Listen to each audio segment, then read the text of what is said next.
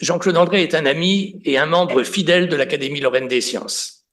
Je connais Jean-Claude depuis cette époque où nous étions jeunes chercheurs et que nous fréquentions le restaurant universitaire de la rue Gustave-Simon.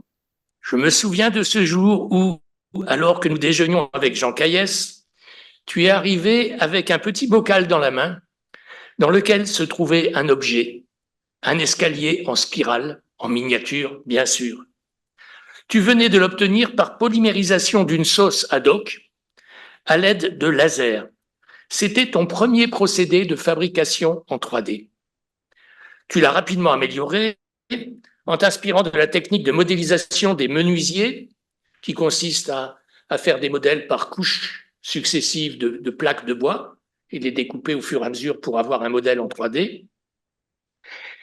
Pour aboutir au premier procédé d'impression additive en 3 dimensions que l'on connaît maintenant. Alors, j'ai parlé du modèle des menuisiers parce que Jean-Claude André adore la menuiserie et mon père était menuisier, donc on en a parlé.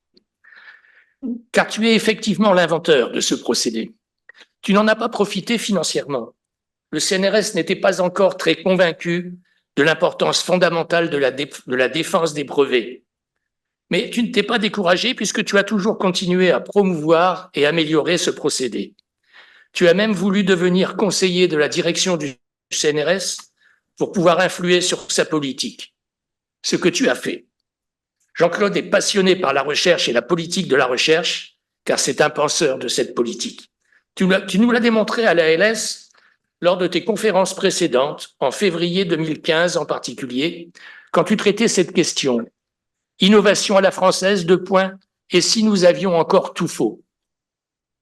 Aujourd'hui, t'appuyant sur cette longue expérience, tu vas aborder pour nous une autre question, l'importance pour le biomimétisme de cette question importante pour le biomimétisme, excusez-moi, comment passer d'une idée puisée dans la nature en un système technique profitable, sujet que tu vas illustrer avec des propositions et des exemples. Jean-Claude, tu as la parole.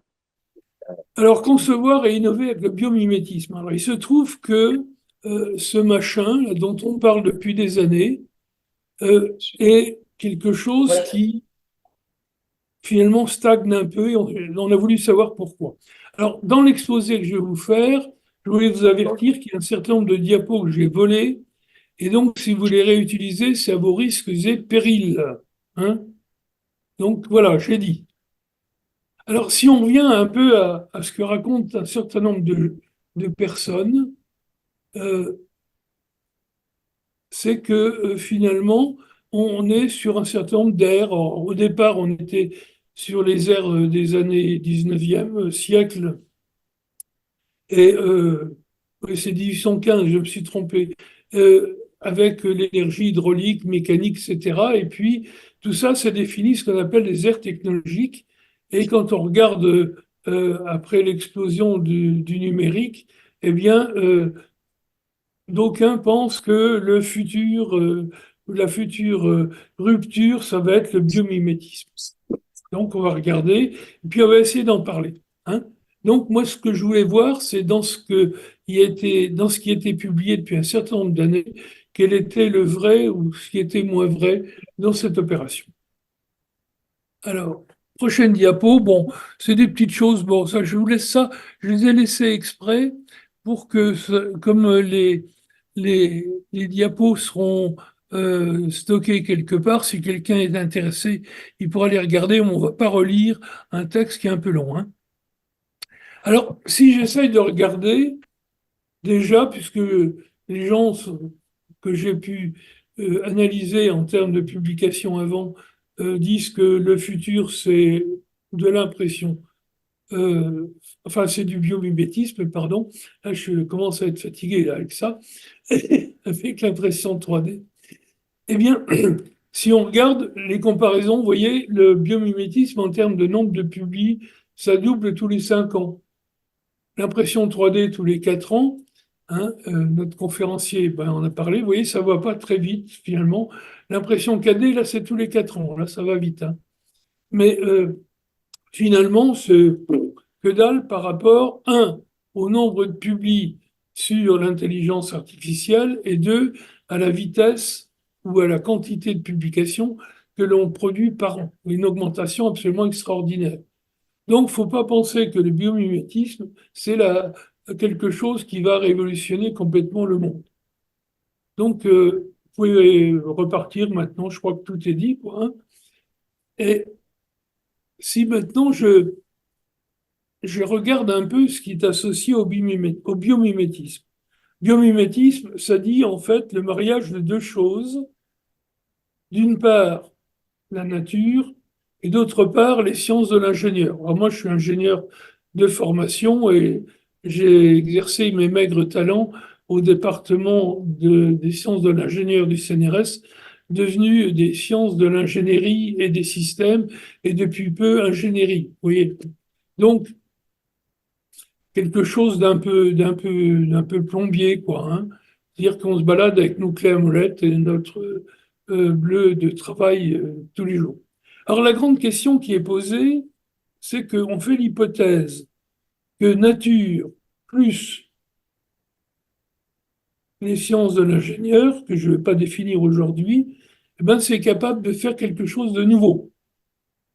Alors donc la question qui peut se poser, c'est comment on peut être créatif en nouveau quand on mélange un spécialiste de la nature et un spécialiste de l'ingénierie. Est-ce que ces gens se comprennent? Est-ce que ces gens peuvent se parler? Est-ce qu'ils peuvent voir des choses? Quelles sont les choses qu'ils peuvent voir et comment ils vont jouer après pour transformer ce qu'ils ont compris de la nature pour en faire quelque chose qui est profitable, comme l'a dit Jean-Claude tout à l'heure. Donc c'est vraiment une question de, non pas sur le biomimétisme qui est posé, mais c'est une question qui est posée sur de l'interdisciplinarité avec des gens qui ont des visions disciplinaires naturellement différentes. Hein. Et donc tout ça, ça fait partie des questions que je vais aborder tout d'abord avant d'arriver au biomimétisme. C'est-à-dire qu'en fait, j'ai triché dans mon exposé pour faire un exposé où on va parler d'innovation et d'invention avant de parler de biomimétisme. De toute façon, vous n'avez pas le choix, c'est trop tard. Alors maintenant, les conditions, eh bien, vous pouvez lire aussi bien que je ne le ferai, sur ce que c'est qu'une idée neuve. Ben, une idée neuve, c'est finalement, pour un universitaire lambda, je mets dans les universitaires, quelqu'un qui n'est pas un conservateur. C'est-à-dire que l'université fonctionne à 90% au moins, et je m'accorde 20% d'erreur dans un sens ou dans l'autre, vous voyez, je déborde, pour penser que dans l'ensemble, eh bien, on innove devant ses pieds, quoi, ou devant son nombril. Moi, j'ai du mal de voir le mien. Et donc, voilà. Alors, des idées, contrairement à ce qu'on croit, il n'y a pas beaucoup d'idées. Et puis, ça, j'ai fait cette diapo pour l'Académie Lorraine des Sciences. C'est-à-dire que plus on devient vieux, et plus on devient con, quoi. C'est-à-dire moins on innove.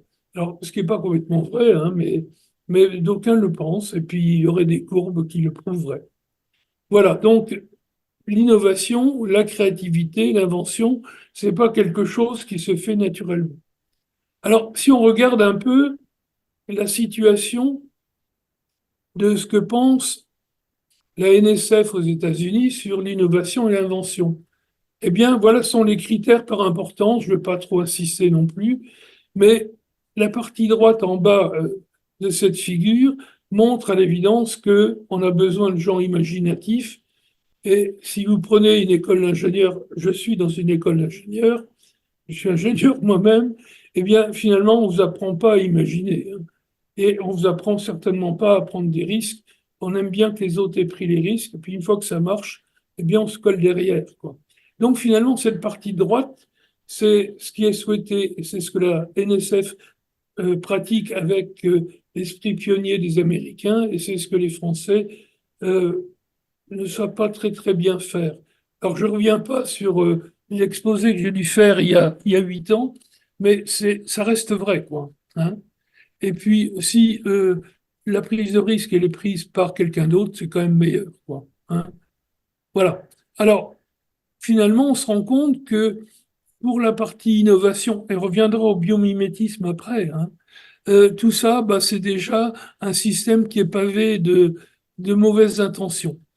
Donc, on se retrouve finalement dans le biotope français, eh bien, dans cette logique-là, c'est que euh, il vaut mieux mobiliser son intelligence sur des bêtises que de mobiliser sa bêtise sur des choses intelligentes. Là, c'est de la provoque, mais c'est un peu ça, quoi. On est dans une logique où finalement, on a bien du mal d'accepter que des gens prennent des risques et se cassent le nez sur des trucs, essayer, quoi. Hein, voir si, en entrouvrant la porte, on va pas trouver des choses intéressantes de l'autre côté, parce que c'est toujours, pour reprendre une image agricole, c'est toujours plus vert chez les autres, eh bien, non, on n'a même pas envie. Hein. C'est une logique d'un ancien parti communiste important qui disait que ce qui est à moi est à moi, ce qui est à toi est négociable. Là, c'est même pas le cas, quoi. Les gens, ils ont pas envie. Voilà. Donc, c'est ma critique de base sur l'invention et l'innovation. Alors, ceci étant, une fois que j'ai dit ça, c'est quand même un joyeux bordel, quoi. Hein. C'est qu'au départ, il faut avoir les idées. C'est la partie gauche de cette figure que je ne vais pas commenter très longtemps. Et puis ensuite, ben, il faut arriver, une fois que j'ai une vague idée de ce que pourrait être une idée, si je peux me permettre. Pour l'instant, c'est pas stabilisé. Donc, je peux le faire entre moi et moi, mais si je rencontre mon voisin avec qui je peux en discuter, surtout si c'est un scientifique, s'il est meilleur que moi, si ceci, cela, on va commencer à lui donner du corps à cette idée. Et puis, une fois qu'on a donné du corps à une idée, il faut convaincre des tas de gens. Et avant de convaincre, ben, il faut arriver à faire ce qu'on appelle une preuve de concept. Le célèbre ou la célèbre POC. Et donc, c'est à partir de ce machin qu'on va faire qu'on va pouvoir modifier, améliorer et finalement rentrer dans un processus de décision. Et là, on est dans la phase d'invention. Mais si on fait de la décision comme ça, eh ben, il va falloir savoir quels sont les décideurs, qui je vais convaincre. Hein. Est-ce que je vais convaincre la société Alcatel qu'on lance un truc qui fait aujourd'hui 40 milliards d'euros de chiffre d'affaires et qui considère que ça fait une tâche dans son portefeuille de brevets, hein, ce qui nous est arrivé en 1986 de mémoire. Donc voilà, la question, c'est connaître des gens, mais aussi connaître des gens de disciplines différentes, etc. Donc, vous voyez, donc il est préférable de rester dans ce qu'on fait pour lequel on a été considéré comme quelqu'un de bien. Donc, difficile de sortir des inventions dans un système qui ne le permet pas franchement. Puis ensuite, il faut passer à la phase de brevet. Alors, moi, je me suis amusé ces dernières années à prendre un certain nombre de brevets par l'intermédiaire de la SAT. Alors, la SAT, c'est un passage obligatoire qui s'appelle une société d'accélération. Le mot n'est pas ambigu, c'est rigolo, quoi. Société d'accélération du transfert de technologie. Donc, on a réussi, en bypassant la SAT, au bout de 2 ans et demi, à passer notre brevet, parce que la SAT n'avait pas envie. Et quand elle n'a pas envie, ben, elle n'est pas obligée de dire pourquoi elle n'a pas envie. Elle dit non. Hein. Donc, on a supprimé la peine de mort, mais là, c'est pareil. Mais là, on ne l'a pas supprimé. Donc, vous avez un endroit qui devient extrêmement difficile. Il faut passer la main dans le dos pour le bon vouloir d'un chargé de quelque chose dans ces SAT. Et croyez-moi que c'est pas simple. Alors, effectivement, ça s'est traduit par des mots d'oiseau, mais c'est pas la bonne solution. Puis ensuite, il faut arriver à passer ce brouillon quelque part, ce POC, c'est un brouillon, à quelque chose qui va être de l'innovation, où là, il va falloir réfléchir à des aspects de mise en forme, de design, enfin, etc. Je passe là-dessus. Donc, c'est pas choquant que l'invention ne soit pas privilégiable au CNRS, dans l'université. Les universités sont obligées de passer par les SAT, hein. L'université de Lorraine comme les autres. Donc, de toute façon, vous voyez, on n'est pas dans le meilleur des mondes possibles. Alors ça, j'ai passé. Je vais passer là-dessus.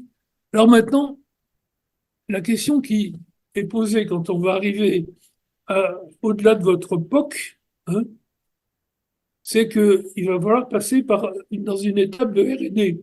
Or, un chercheur du CNRS, il ne sait pas très bien ce que c'est que le R&D, il ne sait pas très bien ce que c'est que le design, etc. Ça veut dire que là, il va falloir refiler le bébé à quelqu'un qui va reprendre l'affaire. Hein.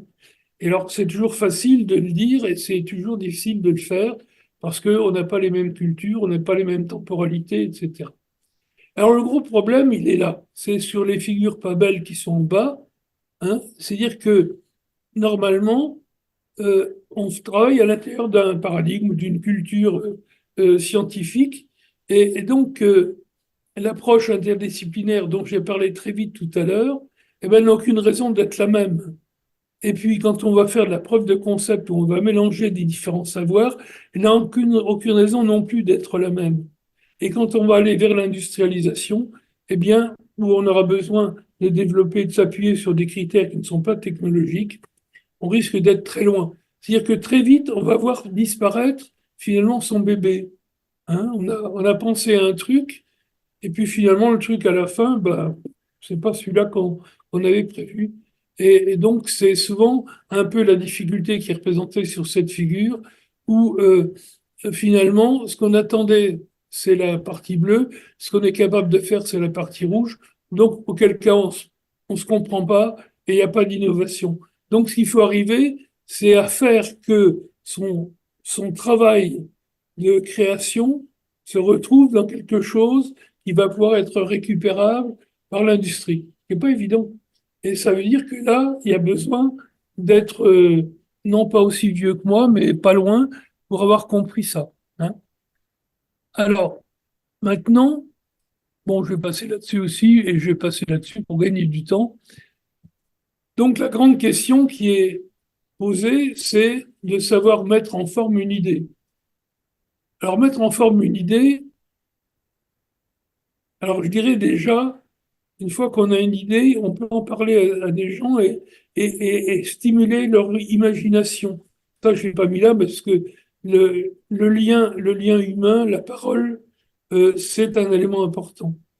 Mais après, quand on va être amené à discuter avec des autorités, euh, eh bien, il faut arriver à modéliser, simuler, montrer que c'est quelque chose de solide et puis que ça peut aller vers des critères non strictement scientifiques. C'est une question qu'on demande souvent, entre autres à l'ANR en particulier, mais pas uniquement, de demander à des scientifiques de parler de critères non strictement scientifiques. Bon, soit. Et puis, il y a quand même cette preuve de concept qui est vraiment un élément fondamental des plus importants. Puis après, on fera une maquette qui se rapproche des conditions industrielles. Bon. Alors maintenant, j'ai une idée. Je ne l'ai pas encore exploitée pour arriver à mon POC. Alors, je vais me poser un certain nombre de questions. Alors, ces questions, elles sont présentées par les points de l'hexagone. Hein, et j'ai pris deux exemples que je connais là, ça, un peu bien. C'est l'impression 3D, quand on a fait ça, on s'est rendu compte que l'hexagone irrégulier qu'on peut fabriquer, il est très profondément orienté vers le haut. Et puis, quand on regarde l'impression 4D, il est plutôt vers le bas. Alors, quand c'est vers le haut, ça veut dire que on peut avoir un marché. Il y a une solution de rupture, hein, les 40 milliards de tout à l'heure, l'existence d'un savoir préexistant, ben heureusement. Et puis finalement, tout ça, ça veut dire que ça a des chances de marcher. Alors ça, c'est quelque chose qui prend 5 minutes à faire, enfin 10 quoi. Et quand on fait ça, ça vous donne un petit peu d'enthousiasme pour pousser un peu vos activités vers un travail d'innovation. En revanche, l'impression 4D, c'est un peu plus besogneux. Hein. Donc voilà, alors s'il faut pratiquer l'interdisciplinarité avec 15 disciplines, c'est pas la peine. Là, on va se coucher si vous êtes capable de gérer à la fois une partie procédé et une partie matériaux, là, on s'en sort pas trop mal. C'est ce qu'on avait fait en 84 avec l'impression 3D dont Jean-Claude a parlé tout à l'heure. L'autre Jean-Claude. Donc voilà. Alors maintenant, finalement, quand je veux aller convaincre un industriel, une fois que j'ai fait ça dans ma tête, qu'est-ce que je vais voir? Eh bien, on va voir que je suis dans une innovation de rupture. Bon, une innovation, en général, qu'est-ce qu'on fait? On a une innovation, puis on l'améliore au cours du temps. Mais tout d'un coup, s'il y a une rupture effective et que là, on gagne, comme on l'a fait pour l'impression 3D à l'époque, on va gagner en supprimant 6 métiers, en ayant la possibilité, comme l'a montré notre conférencier précédent, euh, possibilité de faire des pièces très complexes, etc. Donc, on a un tel niveau, une telle quantité d'avantages que, franchement, il faut être bête de ne pas le faire, quoi. En revanche, si c'est une nouvelle techno avec plein d'emmerdes, eh ben, on va peut-être attendre un peu. Donc, tout ça, c'est ce qui va jouer et, dans ce qu'on veut faire. Alors, ce qu'il y a, c'est que, pour ajouter quelques éléments négatifs, parce que je suis comme ça, eh bien, j'ai dit que mes collègues universitaires, ben, ils sont toujours à faire des choses qui permettent de faire des publications. Alors, tout simplement parce que on regarde le monde, on va traduire ce qu'on a compris du monde dans ce qu'on sait faire, dans ce qu'on a comme appareil, dans ce qu'on a comme thésard.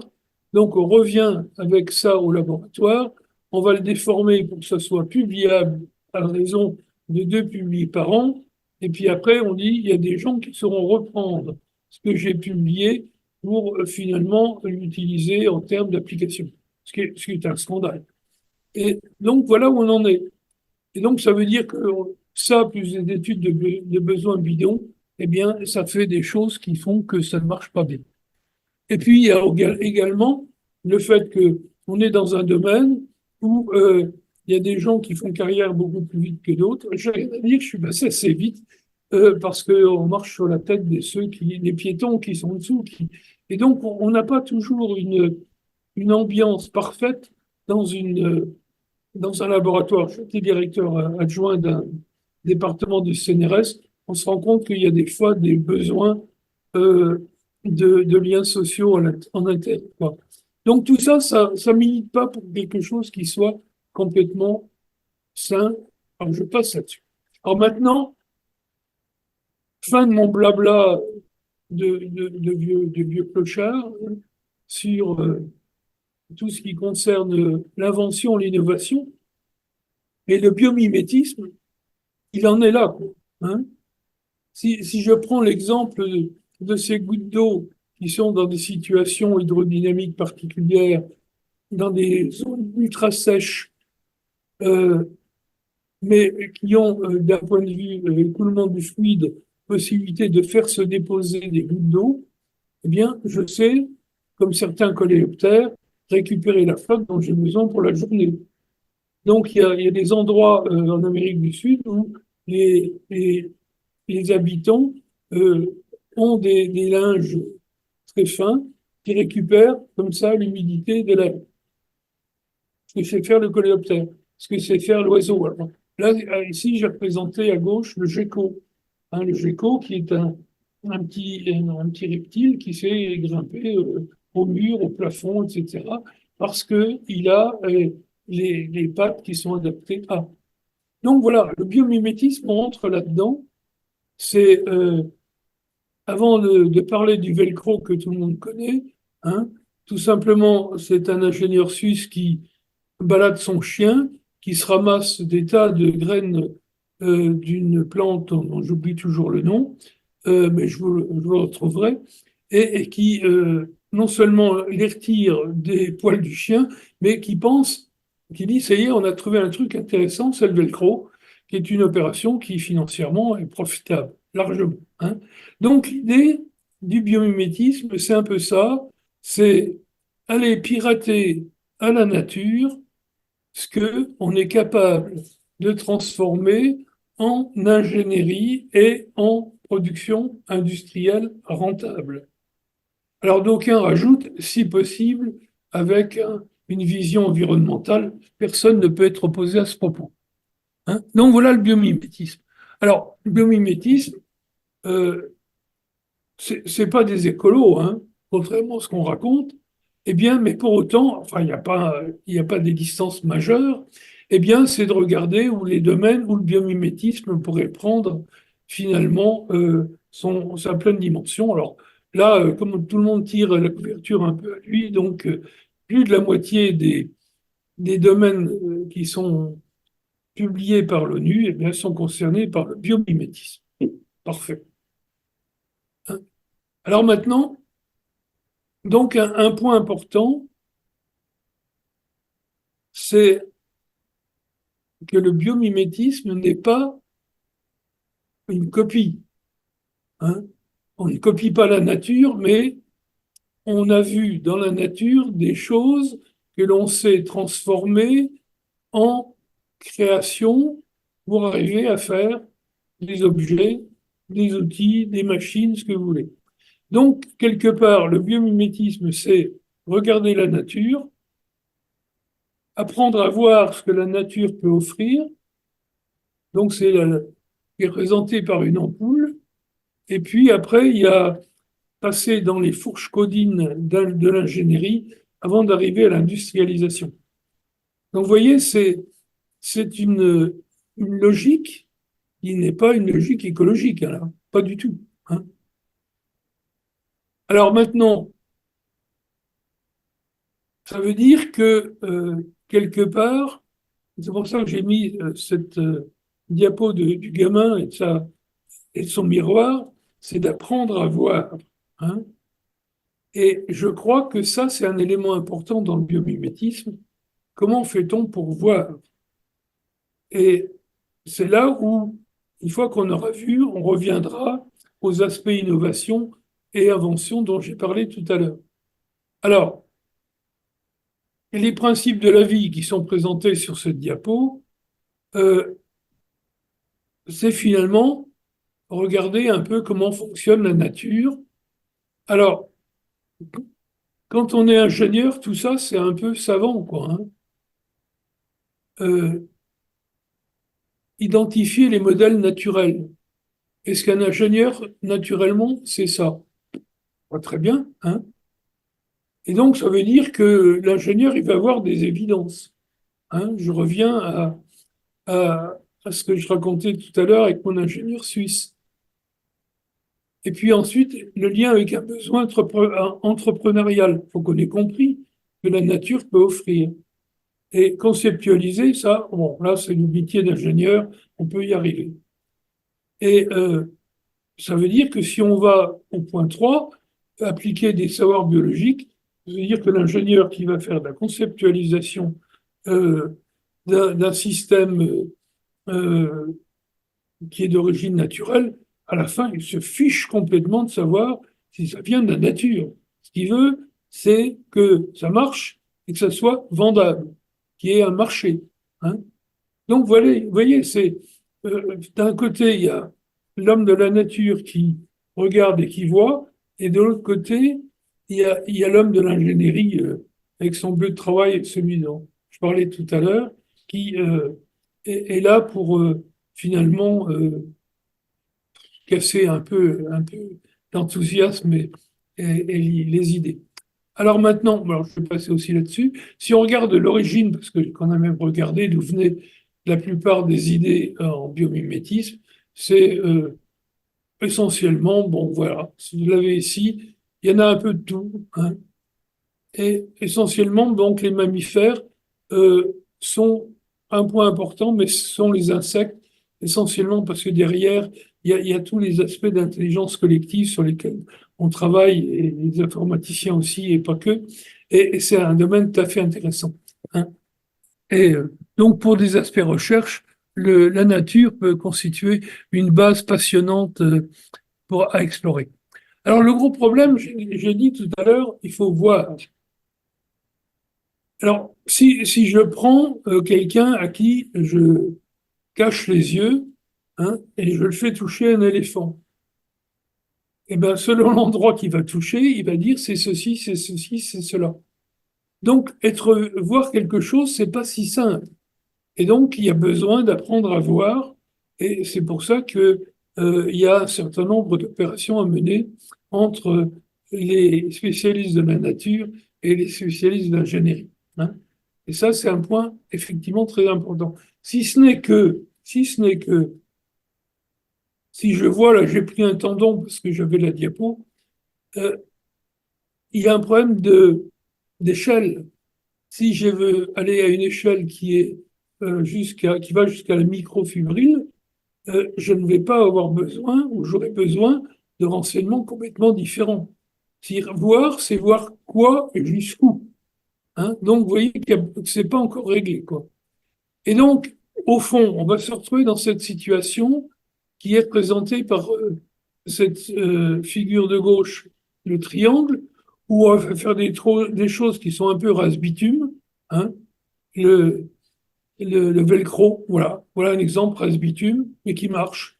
Ou alors on va aller beaucoup plus loin, et bien là, ce qu'on peut faire, c'est aussi présenter la chose comme c'est présenté sur la figure de droite. Hein. La chose simple, c'est l'imitation de la forme, velcro, imitation du processus ou imitation de l'écosystème. Pas pareil. Et plus ça va être compliqué. Et quand on regarde dans la réalité des différents éléments qui sont publiés, c'est 99% imitation de la forme. C'est-à-dire que c'est un endroit où l'ingénieur et l'homme de la nature peuvent se parler. Hein, ils parlent le même sabir interdisciplinaire, race bitume, et ça marche. Vous voyez, c'est quand même pas simple. Alors maintenant, quand on fait euh, du biomimétisme, eh bien, on va commencer par faire des sciences de la nature et des sciences de l'ingénieur. Puis là, on va faire un POC. Et puis, une fois qu'on a fait ce POC, eh bien, il faut lui trouver quelque chose qui sera facile à fabriquer, rentable financièrement, et il va falloir passer par quelque chose qu'on appelle les sciences artificielles ou et du design. Hein, et ce qui a permis à M. Simon en 96, par là, d'avoir le prix Nobel, quand même, pas trop mal. Et comme ça, on va pouvoir sortir un objet dit biomimétique. Très content, tant mieux. Hein. Donc voilà le principe. Alors ensuite, quand on va regarder un peu plus précisément, je ne vais pas aller très loin, eh bien, les sciences de la nature, elles sont centrées sur des aspects de causalité. Les sciences de l'ingénieur, c'est variable, mais un peu plus compliqué. Et puis, les sciences artificielles, ce que j'ai présenté sur la diapo d'avant, sur de la complexité. Alors, mélanger de la causalité, de la complexité, de la nature et de l'ingénierie, eh ben ça, c'est pas de la tarte. Hein. Ça veut dire qu'il faut faire du métissage. Alors, chacun sait que le métissage au CNRS ou à l'université, c'est quelque chose qu'on dit, qu'on accroche au porte-manteau, et puis finalement, on va guère plus loin. Hein. Tant pis pour vous. Alors, ça veut dire quelque part que si on veut s'en sortir, il faut qu'on apprenne à nos chercheurs à faire ce qu'on appelle les approches heuristiques. Alors, qu'est-ce qu'on apprend à nos chercheurs? C'est à avoir des approches euh, d'expertise causale. C'est la petite cloche d'en haut, là, c'est là où est le savoir. Bon, ben, c'est entrée, sortie. Simple. Alors, la pluridisciplinarité, là, on y va à peu près en disant on va discuter du moyen de relier tel boss avec tel autre pour arriver à une solution. Ça marche un peu. Et puis là, dans des systèmes comme ceux que je vous ai présentés, eh bien, il faut qu'on trouve un chemin dans des domaines euh, de l'agnotologie, pour parler savant, des domaines où on ne sait rien, ou pas grand-chose. Et donc, ça veut dire qu'il faut qu'on arrive à sortir des solutions qui sont, on va dire, satisfaisantes pour, par exemple, un économiste ou pour un fabricant. Mais pour un scientifique, satisfaisant, ça veut dire quoi? Hein, vous voyez que là, on est dans des problèmes paradigmatiques qui deviennent un peu chiants, quoi. Hein. Bon. Donc là, je vais passer aussi, parce que le temps avance. Alors, une fois qu'on en est là, je me suis amusé avec des élèves de mon école d'ingénieur à aller prendre, pas tous, une équipe pendant quelques après-midi pour voir si, comme ils sont encore partiellement déformés, mais pas plus que ça, voir si on pouvait jouer avec eux pour lancer des opérations biomimétiques. Donc là, voilà ce qu'ils ont fait comme une solution. Moi, je ne vais pas vous les raconter, j'ai pas le temps, puis j'ai pas envie, dire ce qu'on peut faire. Eh bien, ils ont trouvé, donc là, c'est un groupe de 6, ils ont trouvé 8 solutions en 3 heures. Des solutions, bon, on n'a pas été au bout, hein, mais il y a des solutions. Alors, voilà un exemple, c'est faire, comme votre estomac, un réacteur, puisque je suis à l'ENSIC, un réacteur qui est auto-agité, enfin qui fait tout, quoi, comme votre estomac, dans lequel on peut faire la chimie. C'est un musée. Hein. Et alors, après, voilà, non, ça, je passe là-dessus, avec un autre groupe, voilà ce qu'on a pu faire. Donc, vous voyez qu'on peut sortir plein de choses. C'est-à-dire que les gamins qui ne sont pas encore complètement formatés sont capables d'avoir des idées. Alors, si après, on les met complètement à sujet vers complément et je ne veux voir qu'une tête, ben effectivement, là, c'est sans espoir. Alors, au moins, le biomimétisme, si vous voulez, c'est pas simple, ça a des tas de défauts. Ça a aussi un intérêt, c'est que ça casse les formations un peu compassées que tout le monde connaît dans les écoles d'ingénieurs. Je vais me faire des copains au comité national. Et c'est pas grave. Alors, donc, je vais bientôt m'arrêter. Eh bien, ce qu'il y a, c'est que aujourd'hui, on a des logiques telles que je les ai présentées, et aujourd'hui, on commence à voir des solutions avec l'intelligence artificielle. Et donc, je vous laisse cette phrase de Philippe Silberman, pardon, qui dit que finalement, tout est mathématique et finalement, ça ne sert pas à grand-chose, tout ça. Et il faut peut-être réinventer des têtes bien faites plutôt que bien pleines. Voilà, je vous remercie pour votre attention et je suis désolé pour les 4 minutes que j'ai de retard.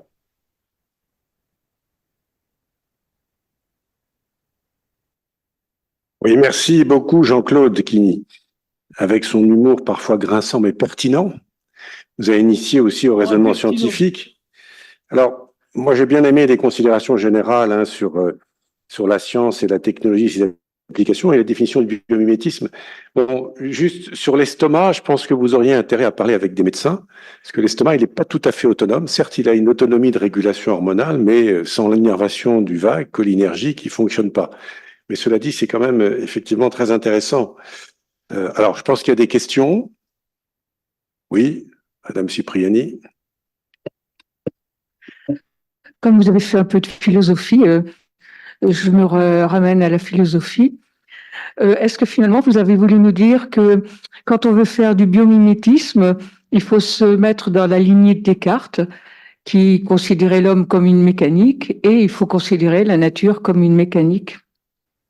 Surtout pas. Ça, c'est de la provoque, je ne suis pas le seul alors. Alors, très franchement, dans la réalité, vous avez raison. C'est-à-dire que les gens qui, dans les 90% d'innovateurs qui ont tiré leur idée du biomimétisme, c'est parce qu'il y a eu une vision, disons, d'ingénierie au départ, quasiment. Ils n'ont pas eu besoin.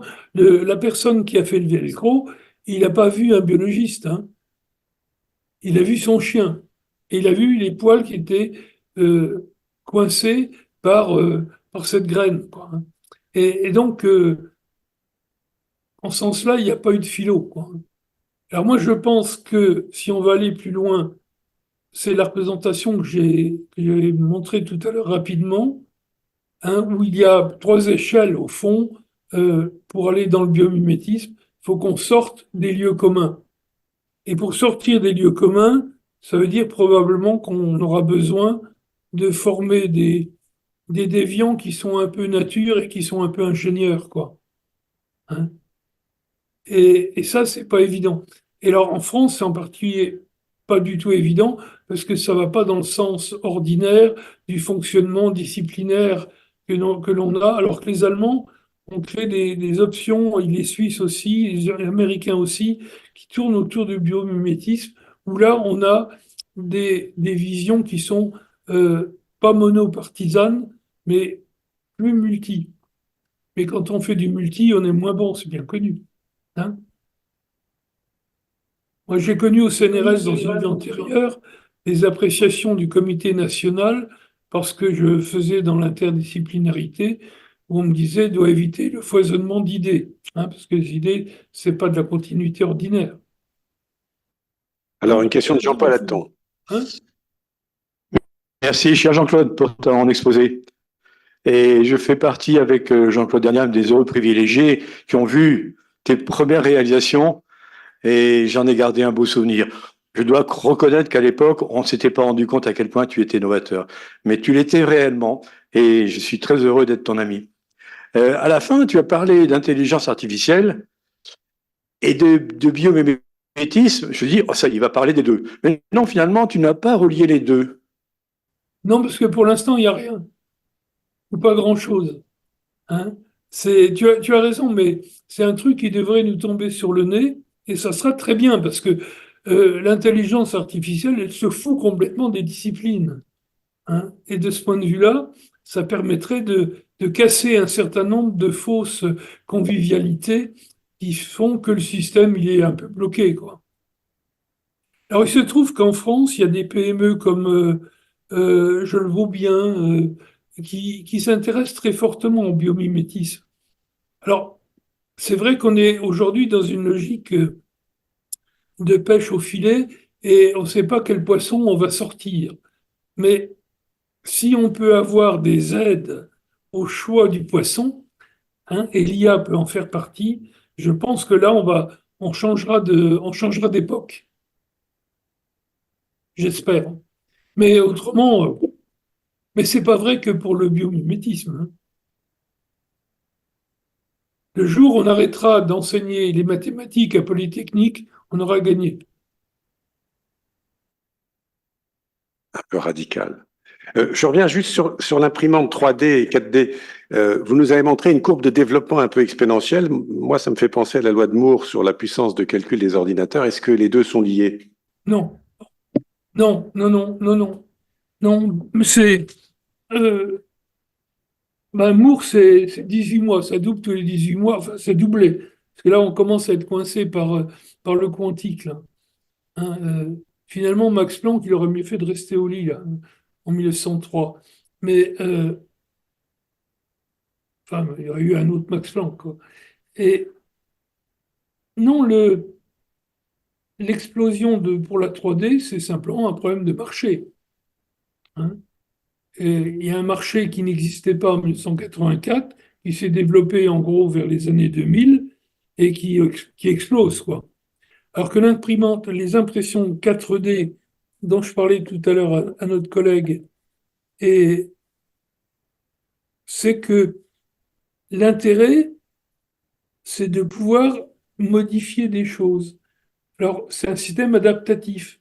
Et là, pour l'instant, ce qu'on a réussi à montrer avec un collègue, puisqu'on a sorti plusieurs bouquins sur la question, c'est que finalement, on passe avec la 3D de la causalité la plus simple à la plus évidente, à de l'impression qui investit la complexité. Alors là, ça devient réellement bordélique.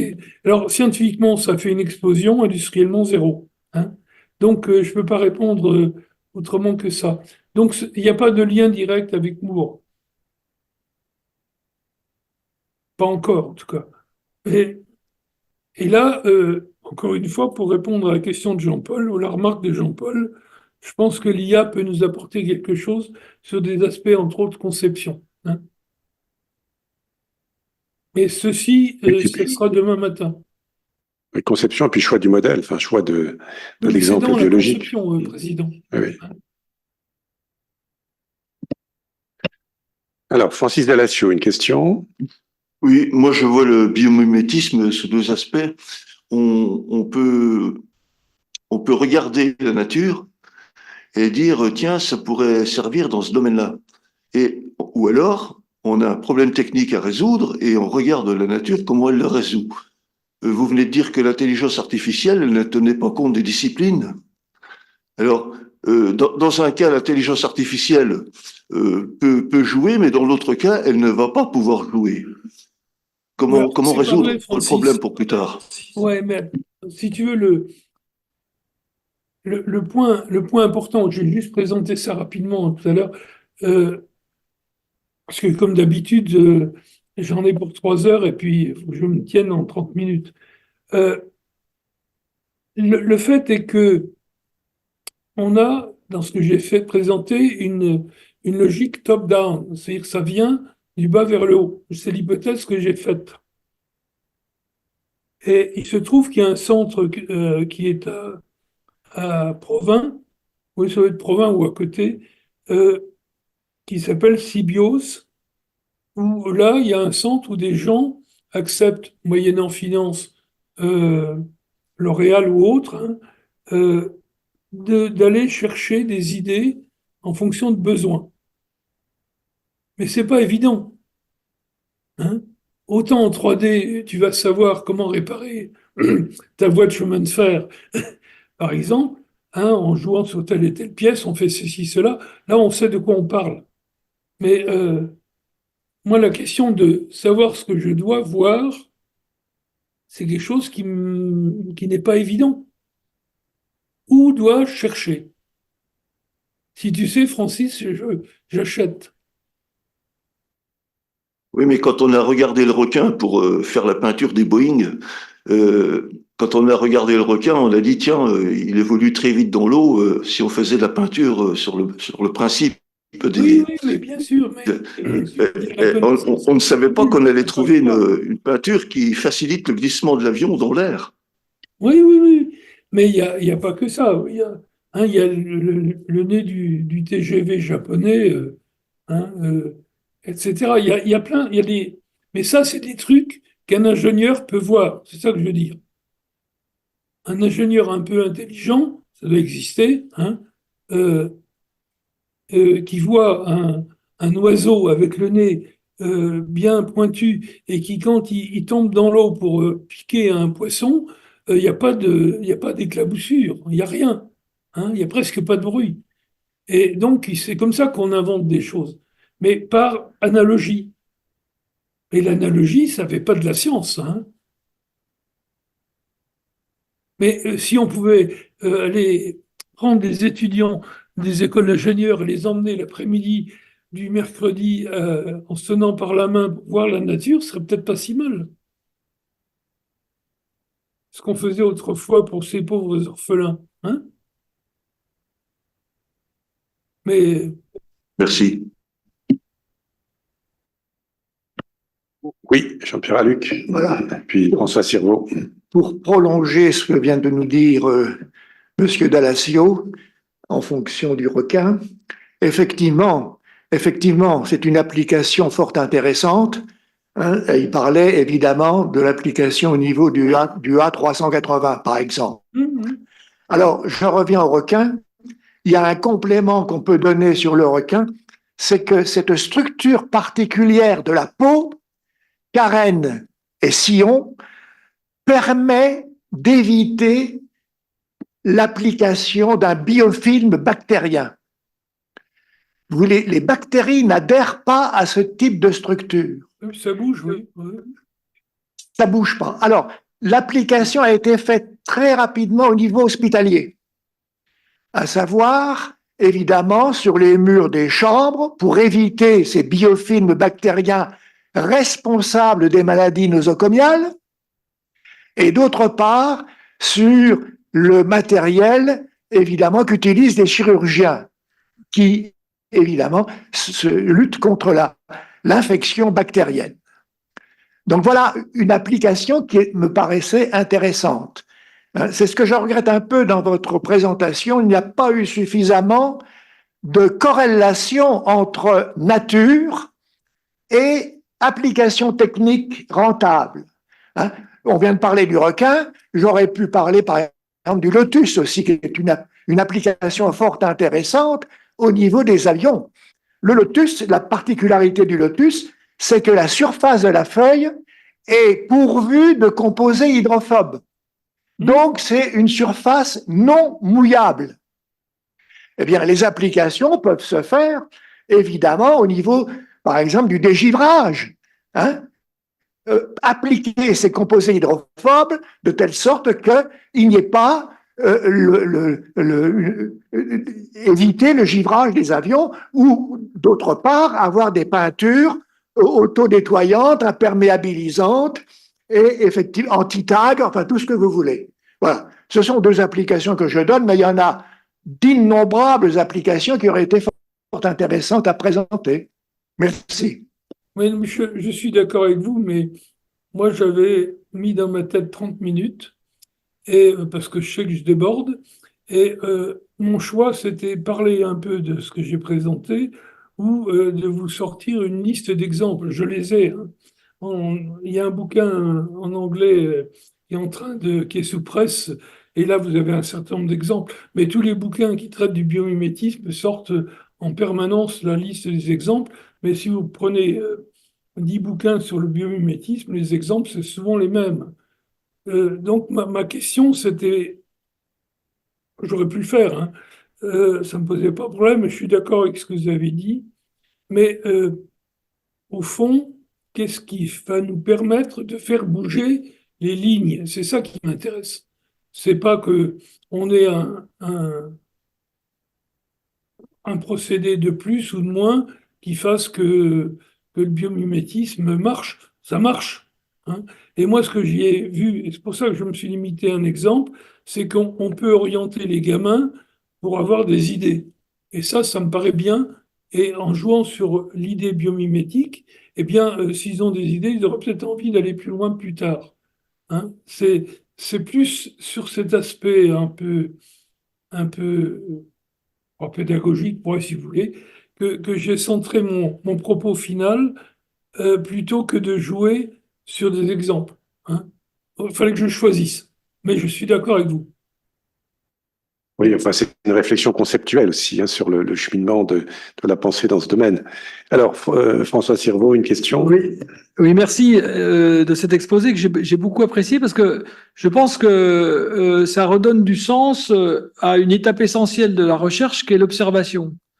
Et on a eu trop tendance à promouvoir la réalisation, la publication, etc. Mais la phase d'observation, elle est très importante, elle est nécessaire, elle est enrichissante, elle est fédératrice, et puis surtout, elle laisse place à l'imagination.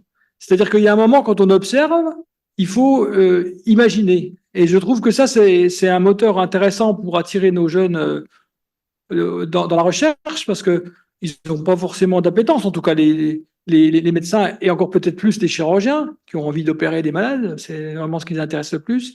Mais insister sur cette phase particulière qui est l'observation et puis l'imagination pour avoir une hypothèse, finalement, qu'elle soit bonne ou mauvaise, c'est pas très important. Non, et je pense qu'il faut aussi avoir des mauvaises idées, il faut aussi avoir des mauvaises hypothèses, il faut aussi avoir des mauvais résultats, parce qu'on a besoin de ces échecs pour avoir des succès. Et je trouve que ça, c'est un message extrêmement enthousiasmant pour les jeunes qui ont des idées, qui sont imaginatifs, qui prennent pas forcément toujours le temps de l'observation, et ça, faut les attirer vers ça.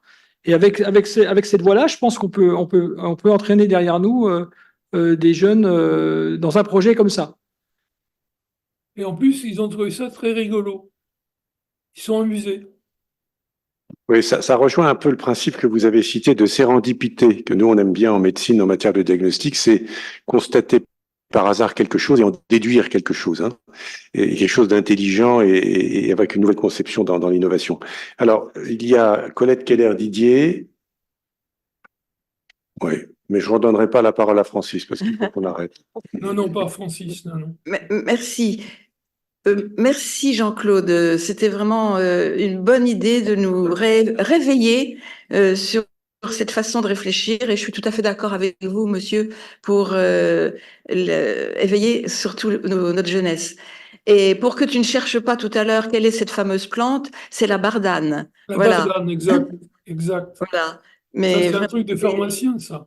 je te remercie de nous botaniste. avoir alertés, mais dans le bon sens du terme. Voilà. Alors, dernière question pour Jean-Pierre Jolas. Oui, vous parlez beaucoup de votre enseignement d'observation, mais je pense qu'il faut déjà avoir un esprit éclairé pour voir quelque chose. Autrement dit, il faut avoir une tête bien pleine et une tête bien faite. C'est-à-dire pour s'en servir. Alors, quel conseil vous donnez là? Enfin, moi, ce que je peux dire, c'est que j'ai pris des étudiants de mon école d'ingénieur un peu comme ça au hasard. J'ai pas pris les majors, j'ai pas pris. Et puis finalement, là, j'ai choisi des gamins qui s'entendaient bien entre eux. Ça, c'était la condition. Puis après, ça s'est dépatouillé tout seul, quoi. Ils ont joué. Et donc, la recherche, c'est pas très éloigné du jeu.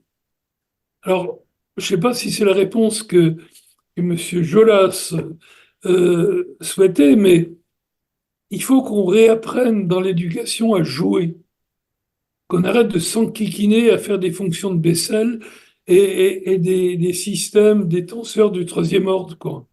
Je suis dedans en ce moment et je suis noyé. Et bref, ce que je veux dire, c'est qu'on a besoin de retrouver du souffle.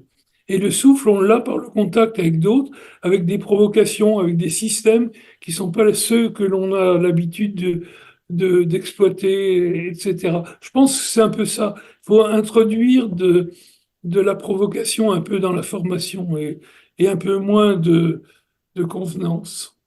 Mais il faut qu'on note et puis qu'on respecte les lois de l'Union européenne. Alors ça, je n'y peux rien. Mais ça, c'est pas moi. Oui, parce que je pense que Jean-Pierre voulait dire, c'est jouer, tout à fait d'accord, mais avec aussi quand même des arrière-pensées. C'est sur ce qu'on peut trouver. Alors Francis, quand même, ta question, la dernière. Bon, c'est peut-être un peu une banalité, mais c'est pour citer mon exemple personnel. À l'adolescence, en cours de physique, j'avais un professeur de 72 ans, un inspecteur académique à la retraite, qui avait dit « Il faut que je me tourne vers les jeunes et que je crée des postes d'observation ». Ça veut dire qu'il nous faisait faire le cahier de physique en vertical, en 3 colonnes, ce que j'observe, ce que j'analyse, ce que j'en déduis. Et son cours qu'il proposait, en début d'année, au premier trimestre, on a étudié le stylo à billes rétractable, tous les systèmes qu'on pouvait imaginer et observer. Et à la fin de l'année, on a étudié le pistolet de distribution d'essence, quelque chose d'extrêmement compliqué. Et en une année, il nous a fait parcourir toute cette observation. Moi, je vais peut-être revenir sur ce que dit Francis. J'ai été amené dans une vie antérieure à faire un service national dans un djebel particulier, qui est celui de Sarrebruck. Et j'ai été mis en dépôt au lycée franco-allemand pour quelques heures de physique. Et j'avais des élèves de 5e et j'avais comme ordre de les initier à la physique. Donc, on allait mesurer la hauteur de la cathédrale, on faisait des choses avec des ressorts, on a bidouillé. Et le fait d'apprendre à des gamins à bricoler, c'est aussi un moyen, ça va dans le sens de ce que dit Francis, puisque c'est la conclusion de ce qu'il présente. Je crois qu'on a besoin de ça. Et l'éducation, c'est pas uniquement d'apprendre dans les livres. Pas que, mais il faut aussi.